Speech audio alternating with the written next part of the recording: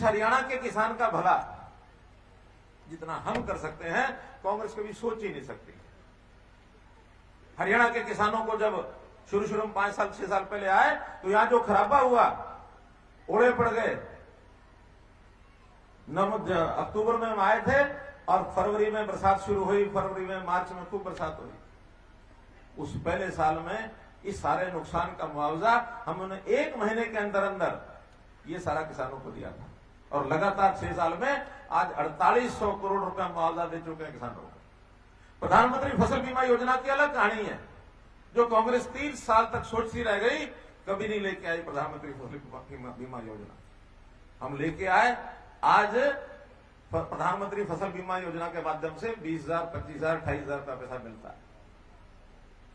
2 साल पहले जब ये योजना शुरू हुई तो मुझे सोनीपत जिले के डीसी ने कहा कि एक गांव में यहां मुआवजा बांटो। निजामपुर गांव है अपनी इस विधानसभा का, एक ही दिन में करोड़ों रुपए बांट के गया था और पता लगा कि हर एक गांव में ऐसा पैसा आया, करोड़ों रुपए आया।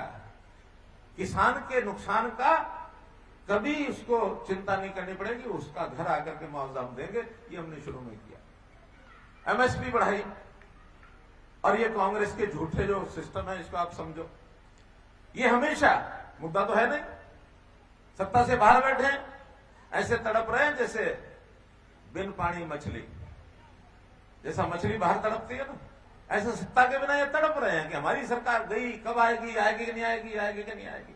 भाई न्यू को नहीं आवे। कुछ अच्छे काम करोगे, भले काम करोगे, सच्चे काम करोगे तो कुछ सोचोगे आने की, और वो इनके कर्म में लिखा नहीं है बिल्कुल। जो लूट खसूट इन्होंने अपने टाइम में बचाई, दुष्यंत जी बता रहे थे दामादों की सरकार लूट ले गए सारे, जमीनें या किसानों को बेघर कर दिया। कहते तो है किसानों को हमने जमीन एक्वायर की, एक्वायर करने के बाद उसको जमीन से दूर तो कर दिया था हमने, किसान तो वो नहीं रहा, और जो पैसा उसको मिला था वो उनकी आने वाली संतान ने सब उजाड़ दिया। गुड़गांव आके किसानों को हाल पूछ के देखो, सब खत्म कर गए। तो इसलिए हम किसानों के हितकर ऐसे हैं कि वहां की किसी की जमीन हम जबरदस्ती एक्वायर नहीं करते हैं। किसान को कहते हैं जिसने देनी हो ये काम करेंगे, रोजगार का काम करेंगे, मिल लगाएंगे, सड़क बनाएंगे।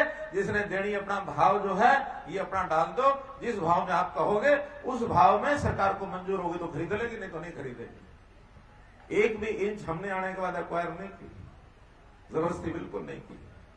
लेकिन जमीनें हमें मिल रही है, सड़कों के लिए बहुत जमीनें हमें मिली है, इंडस्ट्री एरिया के बहुत जमीनें मिली हैं, सेक्टर बढ़ाने के लिए जमीनें मिली हैं। अब आपके यहाँ आईएमटी खुलेगी, कथुरा के लोगों ने कल कहा कि 2000 एकड़ हमारी, सारे गांव तैयार बैठे हैं कि हमारे यहाँ आईएमटी खोलो, हम जमीन देते हैं। तो इसलिए हम काम वो करेंगे जो आपसी रजामंदी का है।